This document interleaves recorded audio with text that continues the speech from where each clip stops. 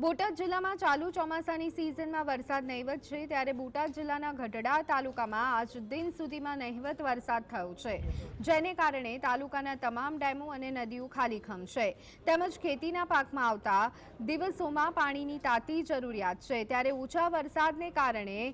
તળાવમાં પણ પાણી નથી, જેના કારણે ખેડૂતોએ ખેતીમાં લાખો રૂપિયાનો ખર્ચ કરેલ તે પાક નિષ્ફળ જાય તેવી સંભાવના છે અને ખેડૂતોના માથે ચિંતાના વાદળો ઘેરાયા છે। ત્યારે ગઢડા શહેર અને તાલુકાના ખેડૂતોએ મામલતદાર કચેરી ખાતે પહોંચીને ગઢડા તાલુકાને અસરગ્રસ્ત જાહેર કરવાની માંગ સાથે આવેદનપત્ર આપ્યું હતું અને ગઢડા તાલુકાના ડેમોમાં સૌની યોજના અંતર્ગત પાણી છોડવાની માંગ કરી હતી।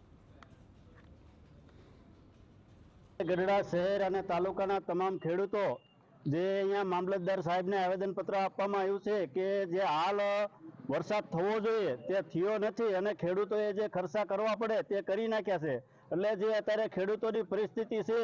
તે બહુ દયનીય છે। એટલે હાલ જે પરિસ્થિતિને અનુસંધાને વરસાદ થયો નથી તો આ ખેડૂતોને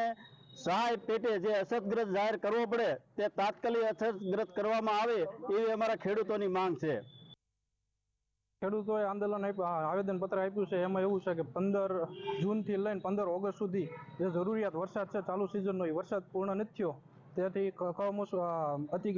અછતગ્રસ્ત જાહેર કરવા માટે અને પાક નિષ્ફળ જાય છે તે માટે કેલો નદી છે તે સૌની યોજનાથી ભરાઈ શકે એમ છે, તો એ તાત્કાલિક ધોરણે ભરાય। પછી શિરવાણિયા ડેમ છે તે મય પર્યાત લાઇનથી 2005-4-5માં ભરેલું છે,